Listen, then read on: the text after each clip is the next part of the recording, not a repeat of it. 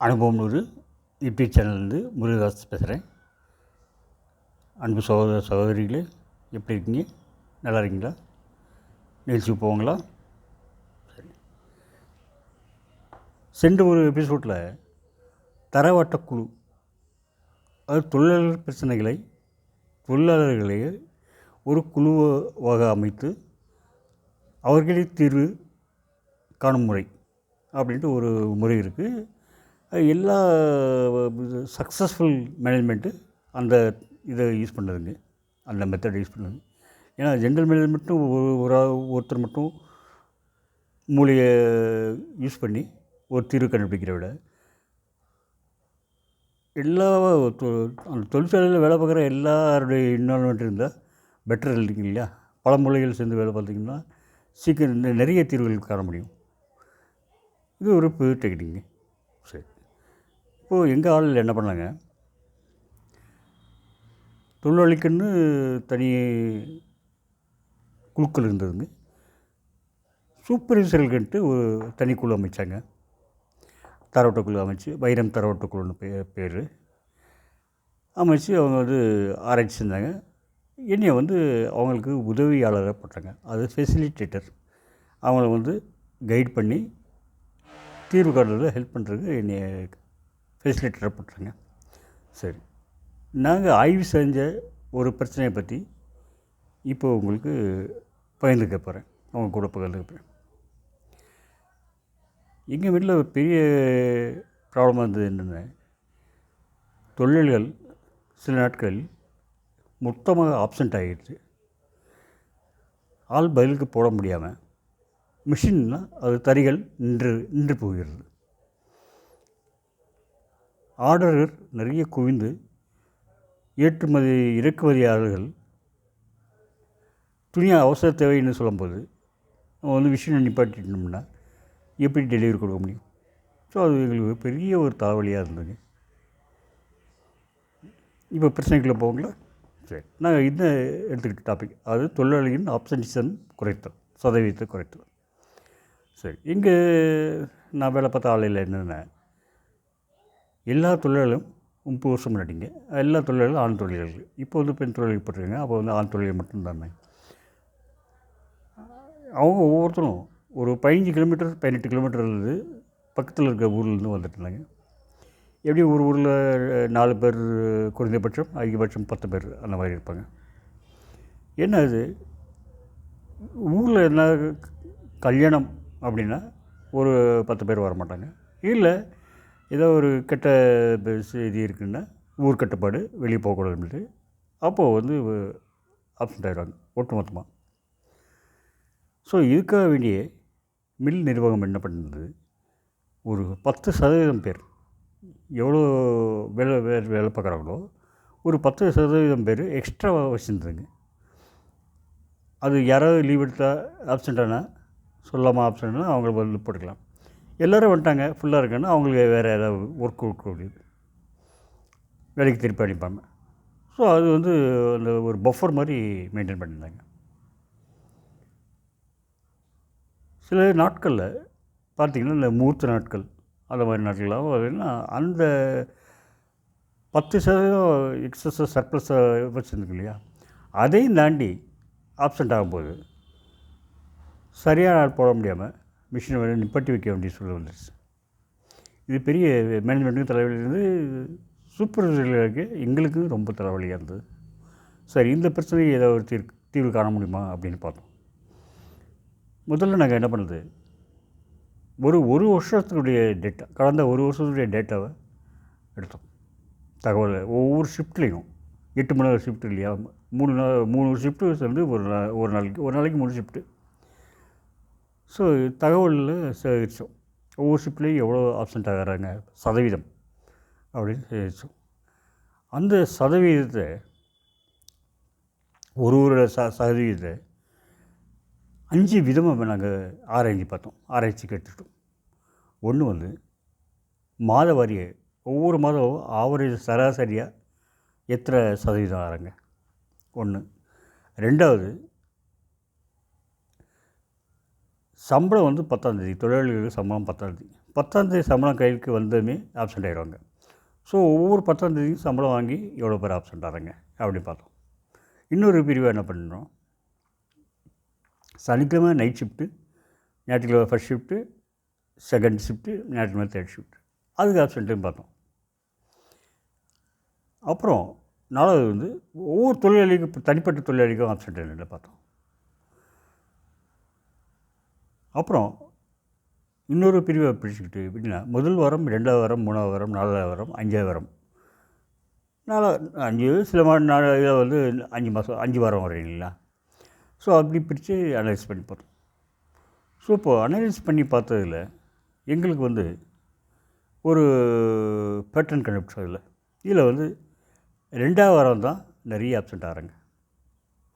2வது வாரம்னா 10ஆந்தேதி சம்பளம் கிடைக்கும் இல்லையா, 10ஆந்தேதி 11ஆந்தேதி ஆப்சென்ட் ஆகிறாங்க ஒன்று. அதுவும் மே மாதம், ஜூன் மாதம் தான் ஆப்சென்ட் நிறைய ஆகிறாங்க.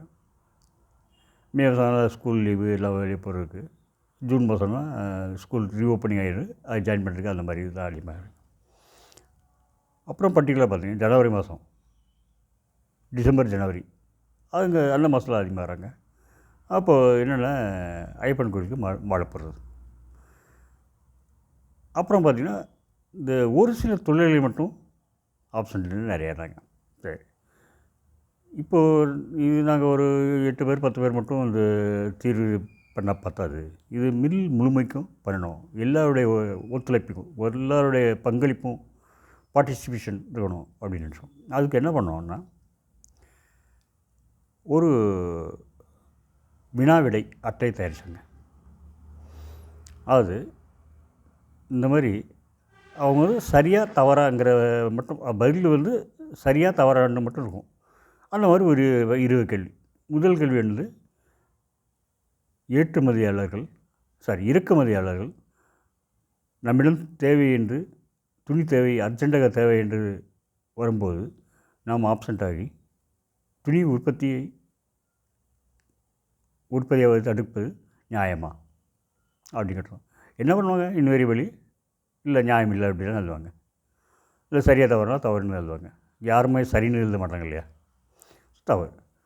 ஸோ அப்படியே இந்த மாதிரியே கேள்வி பண்ணோம். அப்புறம் வந்து இன்னொரு கேள்வி என்ன கொடுத்தோம், ஒரு தொழிலாளிக்கு 1000 ரூபா அப்படின்னா சம்பளம்னா அவங்களுக்கு பிஎஃப் வந்து நிர்வாகம் கொடுக்குது. அது பிஎஃப் வந்து 8.33. ஸோ அது வந்து 83 ரூபா ஆயிடுச்சு.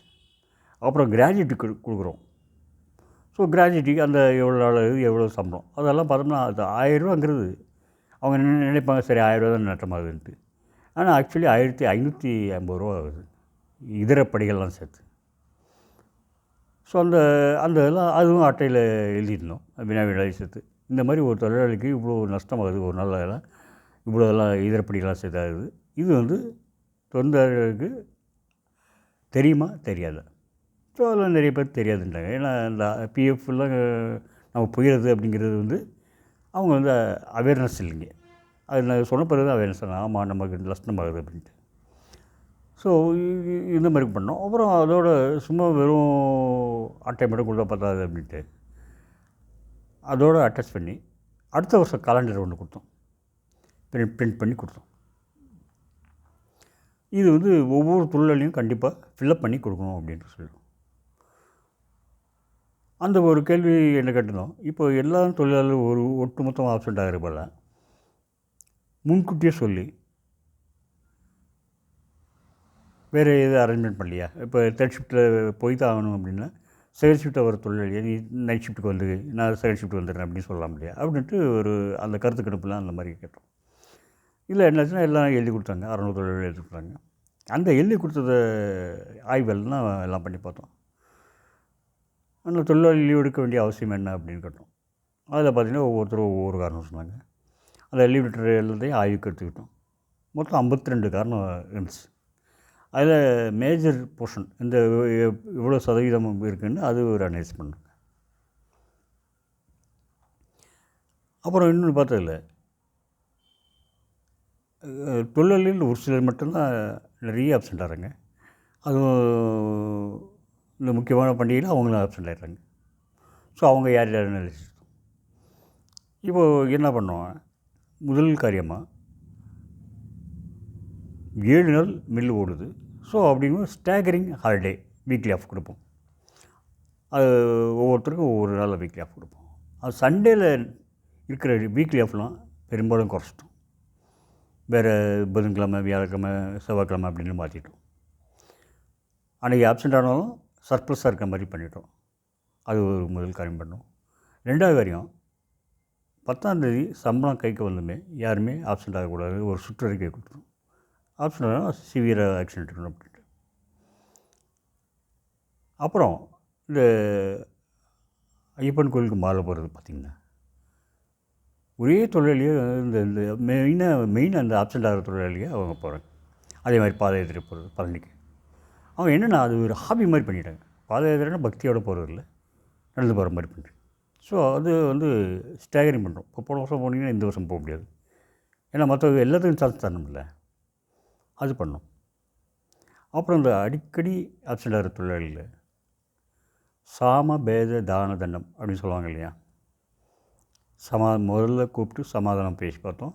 அப்புறம் வந்து விளங்கி வச்சோம் பேதம். அப்புறம் தானம், சரி நீங்கள் முன்கூட்டியே லீவ் எடுத்து போ அப்படின்ட்டு அந்த மாதிரிலாம் பண்ணோம். அப்புறம் அதுவும் கேட்டு திருந்தாள்கள்லாம் சட்டப்படி என்ன நடக்கும் அது எடுத்துரும். கடைசியில் தண்டம் அது பண்ணோம். இப்போ இந்த மாதிரி நடவடிக்கைலாம் எடுத்ததில்லை. அப்புறம் அந்த அவங்க தொழிலாளர்கள் வந்து ஆய்வு பண்ணி கொடுத்ததில்ல. எல்லாம் அது அவங்க சஜஸ்ட் பண்ணது வந்து அதையும் நாங்கள் எடுத்துக்கிட்டோம். இப்படிலாம் இந்த 4 பக்கம் 5 பக்கம் அட்டாக் பண்ணதில்லை. என்னாச்சுன்னா ஆப்சன்டிசம் சதவீதம் குறைஞ்சி போச்சுங்க. ஆக்சுவலி 12.5 13% வந்துட்டு இருந்ததுனால தான் தறி நடந்துருந்தது, மிஷினில் நின்றுருந்தது. நாங்கள் இந்த ஆய்வு பண்ண பிறகு இம்ப்ளிமெண்ட்லாம் பண்ண பிறகு, ரெக்கமெண்டேஷன்லாம் இருக்குது, இம்ப்ளிமெண்ட் பண்ண பிறகு 10% கம்மியாயிடுச்சுங்க. 9.85 வந்துடுச்சு. ஆக்சுவலி 989 லூம் ஷிஃப்ட் ஹவர்ஸ் ஆக இருந்தது. அது வந்து 100 லூம் ஷிஃப்ட் ஹவர்ஸாக குறைஞ்சி. ஸோ அதனால் டைரெக்டாக உற்பத்தி கூடி போச்சு, தரமும் மேம்பட்டதுங்க. நன்றி, வணக்கம்.